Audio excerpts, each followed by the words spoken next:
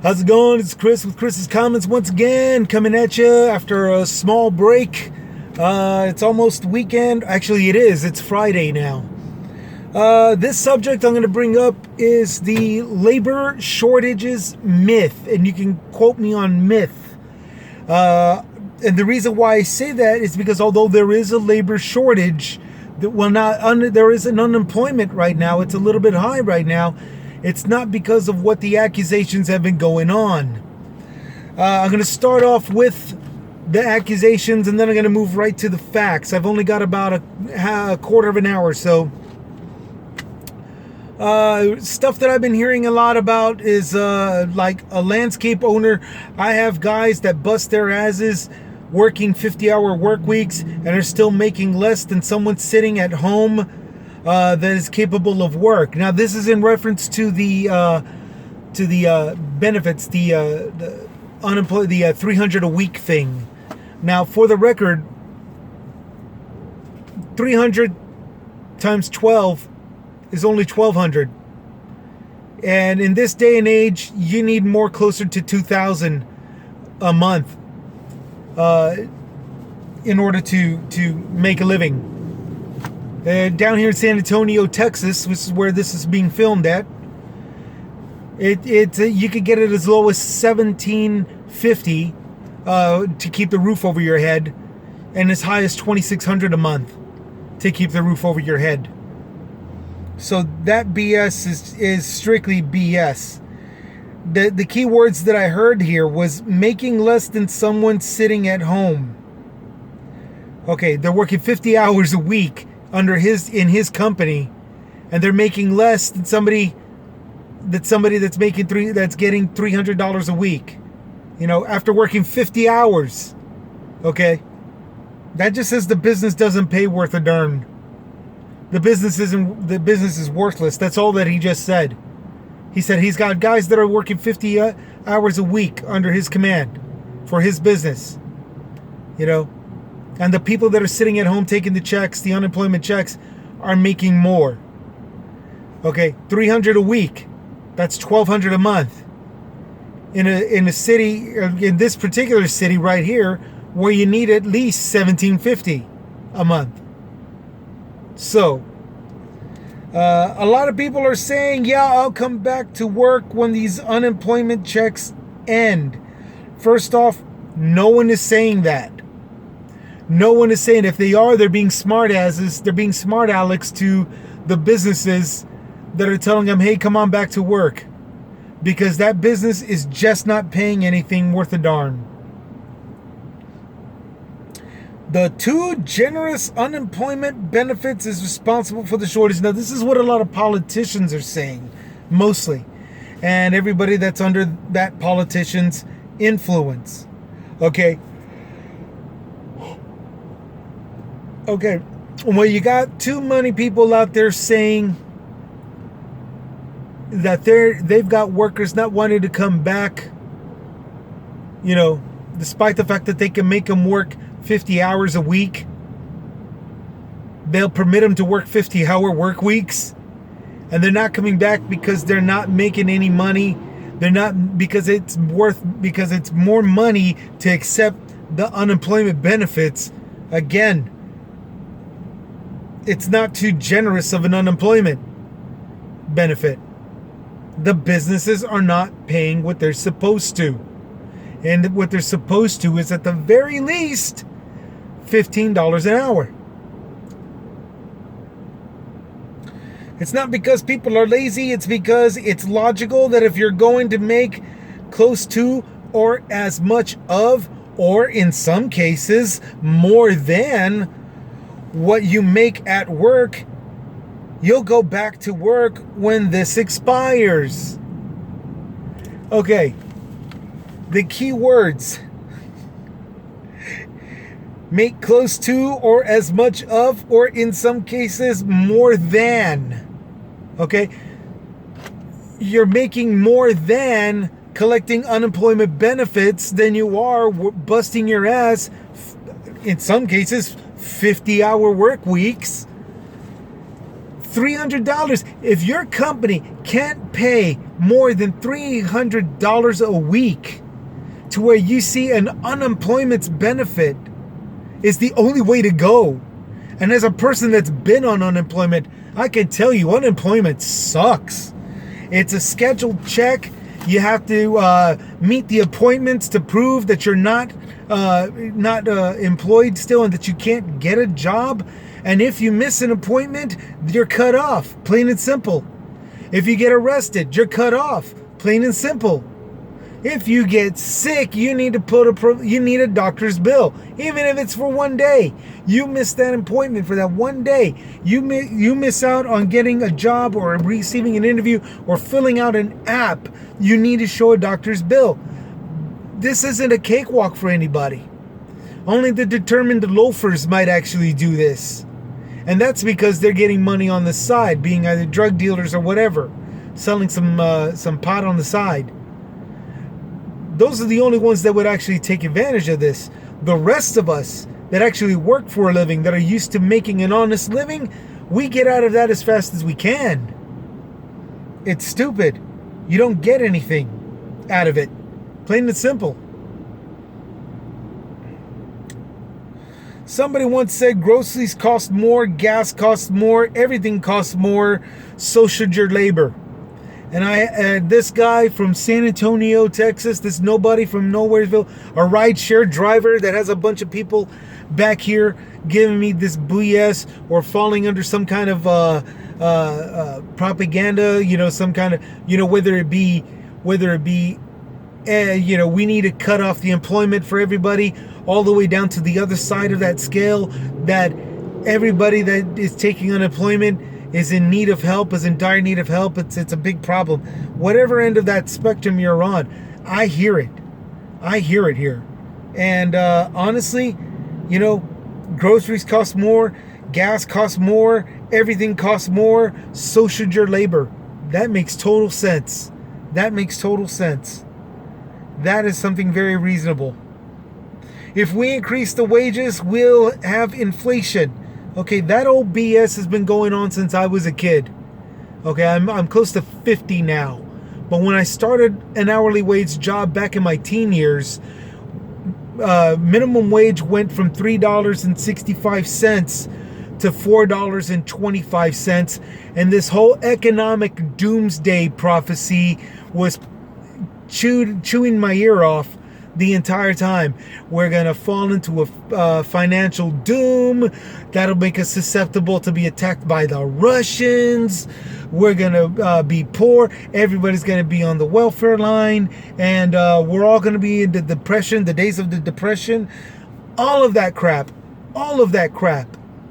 has been said since those days, since the late 80s, early 90s, when I was a young worker.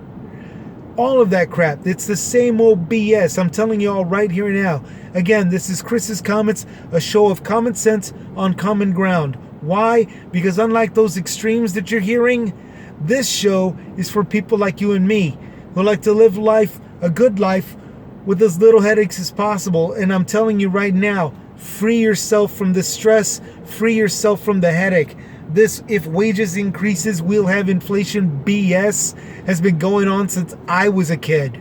Okay? All of you who are listening to me, breathe. All right? Dust your shoulders off. All right? Dust your shoulders off of the babbling BS of doomsday prophecy. We're doomed. You're all doomed. We're all doomed. These are hard times for businesses, and I just want to go back to normal.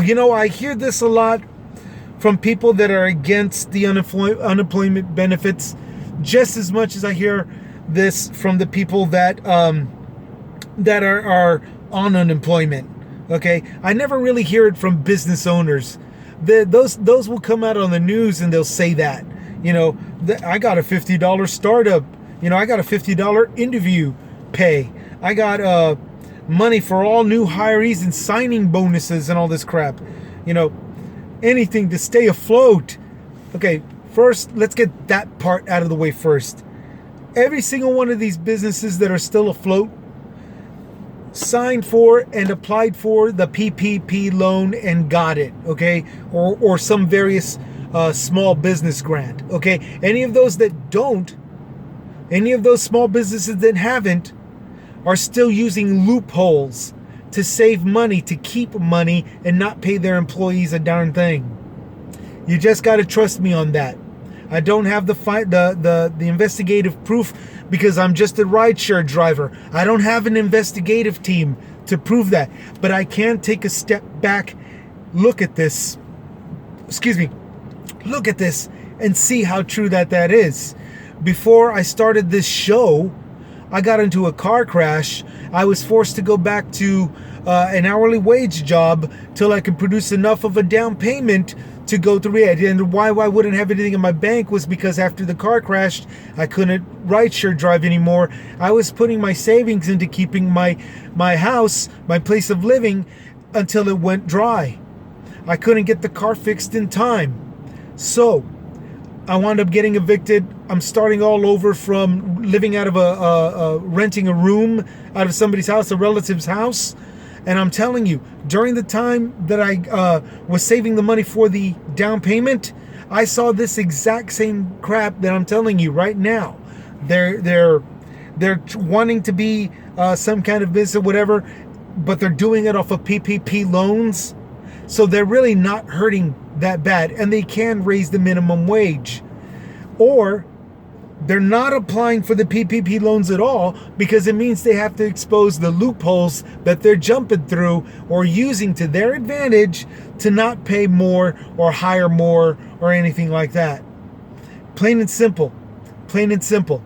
I hear these through testimony through all these other businesses. They may not come out and say it because they're mostly stating a lot of rhetoric and a lot of counters that they're claiming, opposing another politician or another political leader or political side.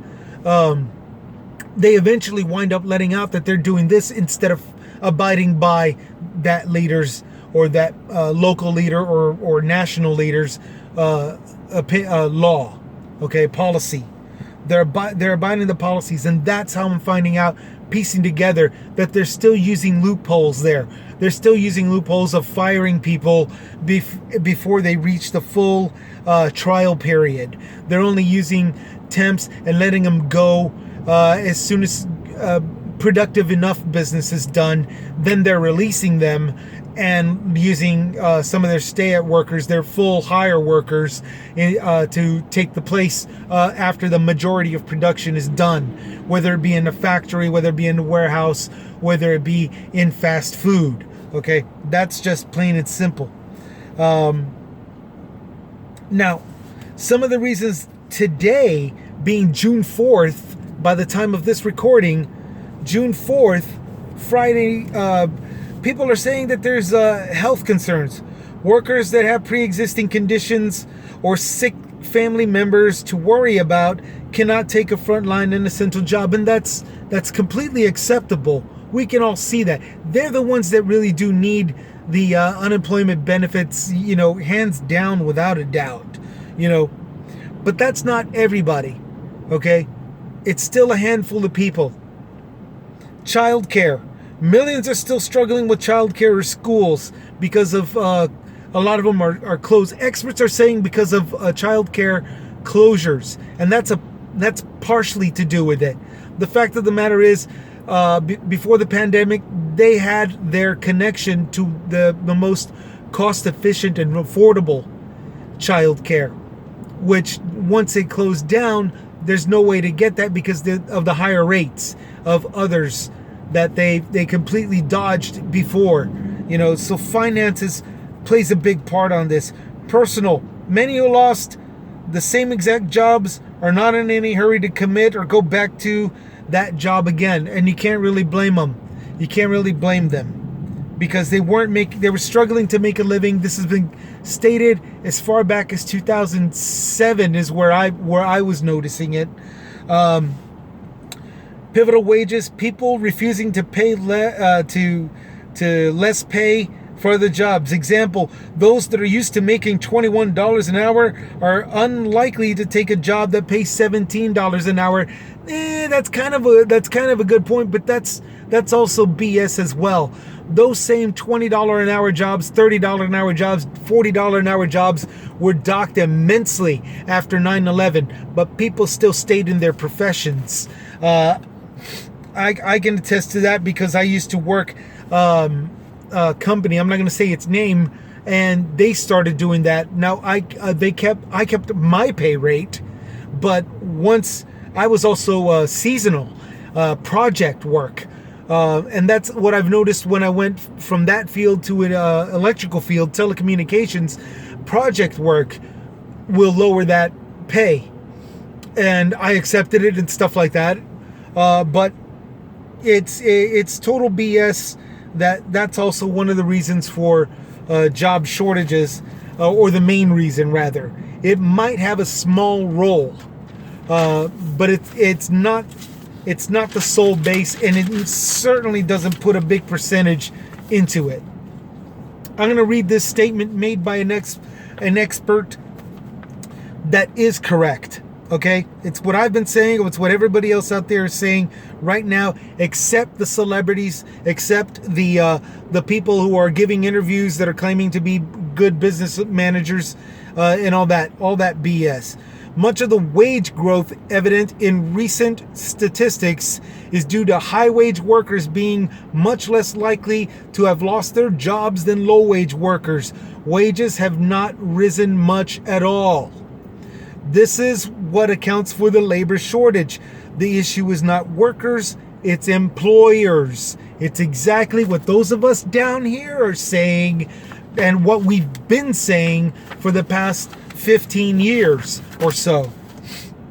We're not getting paid anything. We're getting the short end of the stick. We're getting businesses that are offering healthcare, but giving you a piece of paper with a list of doctors or medical plans, should you be able to accept it, which most likely we don't because it's too costly. Now I'm running out of time on the minute. There's a lot more stuff that I could claim. And it's true. It's all factual.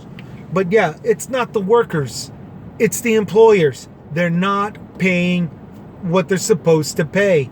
They're not paying minimum wage. They're not paying the worth of an educated man or woman. They're not paying their worth, whether they be a man or a woman, or whatever. They're not paying what they're supposed to. That's it right there.